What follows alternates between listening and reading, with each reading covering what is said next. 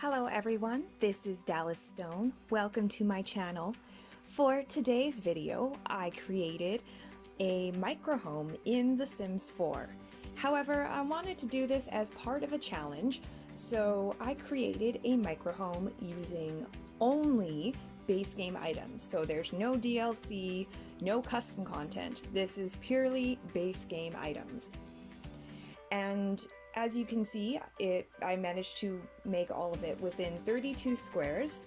Part of the reason why I decided to do this challenge was because a very good friend of mine was complaining about how difficult it is to make a microhome.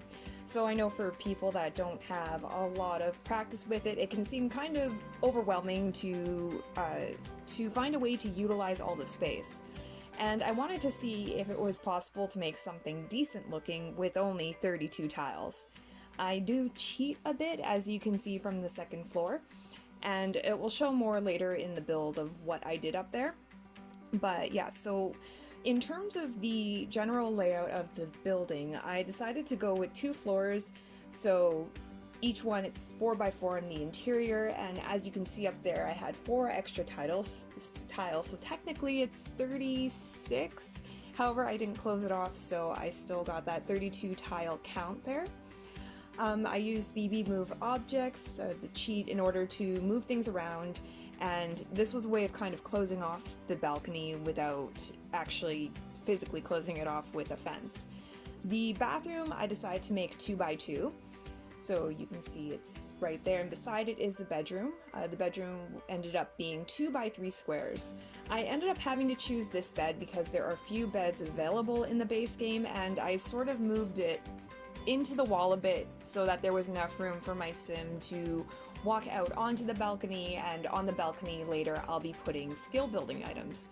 So for the computer desk, that was sort of the biggest challenge in the base game because the computer desks take up 2 tiles, so I had to shrink one down, and instead of using the computer desk, I only used it just so that I could have the computer functioning. As you can see though, that when you shrink it down, the computer ends up hanging in the air. So instead I used an end table to make it look like there's a desk in my sim's room. So at this point I'm just moving things around and testing it out to make sure that the sim can sit on the bed and that she can go onto the desk or go and sit in the chair and use that end table for her computer. So whenever she sits at her computer, now it looks like she has an actual desk.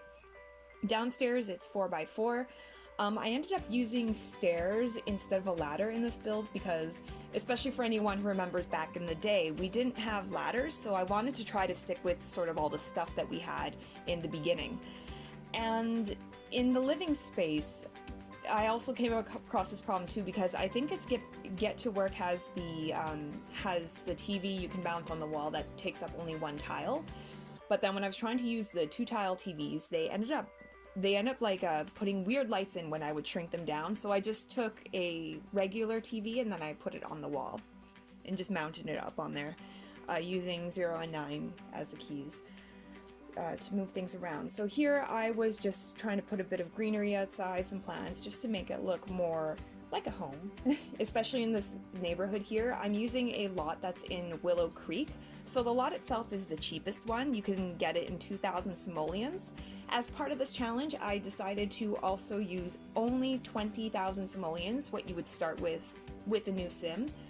So that's also another factor, is I have to factor in the cost and then where I can live. So it's all base game stuff. And here, this is where you can see my sim now using some of the items to make sure things work. So everything upstairs was fine. She's down here. I mean, even just from looking at it, she has enough room for her sink and then to cook. And then I decided to work a bit on the decor here. So downstairs, I stuck with more of a red and white theme just because I thought it looked pretty nice, given just how limited I was with the base game items. And I'm kind of moving things around just to make it look more like an actual kitchen, you know, a kind of place even I wouldn't be ashamed to live in if I had to. So again, you can kind of see what I was talking about before, just in terms of like there being the stairs and the TV's over here as well, so I mounted it up there. I couldn't really decide what to do for wallpaper because again in the base game there are so few options, and there was only so much that only so many ways I can make this place look decent.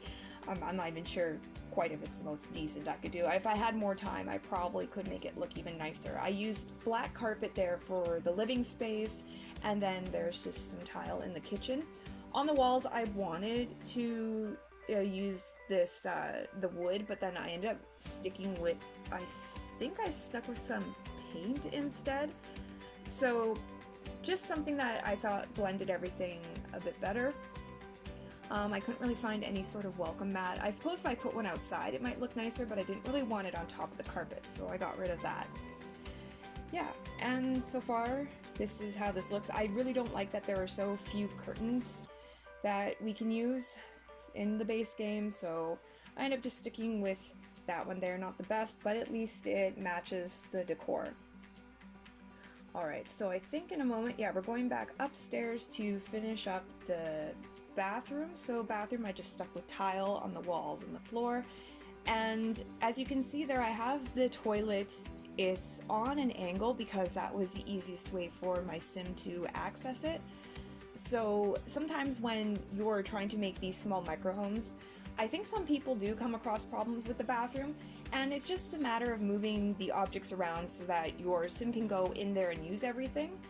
Then at this point I'm just adding some other accents. The one thing I found super frustrating was with this shelf here, because you can't automatically stick these objects onto it, so I had to take the towels and I was using the 0 and 9 keys to move them up and down to put them in the right place. For the bedroom, I did change the design a bit. I know it was initially a red bed. This was the only bed I was able to kind of put into the wall where it's not sticking out on the other side, and also to leave enough room for my sim to go in and out. So I was kind of limited with what I could use in terms of base game beds, and then I decided to kind of go with more of like that blue or music theme there.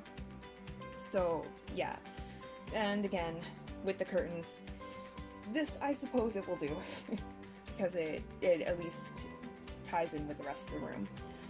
And then because I'm getting quite limited in how many simoleons I had left, in terms of like the decor, I end up just sort of putting things that I felt were more useful and stuff that was very cost effective. So at least there's a bookshelf up here, so if you did have a home that was in a similar style as this, you'd be able to do writing skills and mischief skills on the laptop. The books, you can obviously purchase any books, especially once your sim starts working and gains more simoleons, and that will help with skill building. On the balcony, you've got the bonsai tree, and that will help with gardening, and then there's also the easel for painting. So at this point, it's more about just adding all those final touches to the house. And I think oh yeah, the lighting was one thing that I end up adding very, very late to this. So yeah, I wasn't too sure if I would be able to make a lamp look very nice in there, so I ended up not having a lamp at all.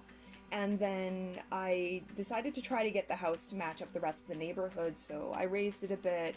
I added a similar foundation to what the neighbors have, and then at this point it's just about adding the final touches with the paneling. Yeah, so this is the house so far, and yeah, it's mostly just trying to match everything up so it looks like my sim belongs in this neighborhood. I did have a bit of trouble trying to get a bit more greenery outside, especially with those limited simoleons I have left.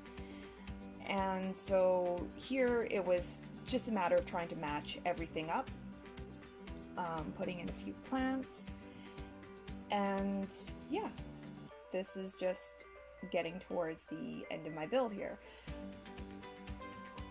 It was a pretty interesting challenge. Like, I'm not sure if I would really enjoy doing something like this again. I do have more other packages that I do like to use instead. I find I actually use the tiny living items quite a bit in my builds, and another one that I really, really like, I do like some of the city living items. They can be pretty interesting. The Parenthoods has some very nice kitchen stuff though in it, so it would have been nice if I had all those items available to me, but again, this is just so if anyone does only have the base game, because a few of my friends are sort of in that situation where they don't really want to spend all the money to buy all the packs for The Sims 4, and they tend to play more on The Sims 3, so whenever they open up The Sims 4, they're playing only on the base game, so this is just something sort of for them, so if they wanted to try doing something like having a micro home, then at least I'm hoping my build can give them some inspiration. So in the last part here, my sim, she's just testing everything out, showing that everything works. She can use the bed, the computer, bookshelf, everything. So yeah, this house is totally fully functional. And at the end here, you can see the price and how much I ended up spending. So 17,201 simoleons. On the lot itself was 2,000. So if you are starting out with your 20,000 simoleons, you'd be able to make a build like this and to purchase the land. Alright, so thank you everyone for watching my video, and I hope you guys come back soon.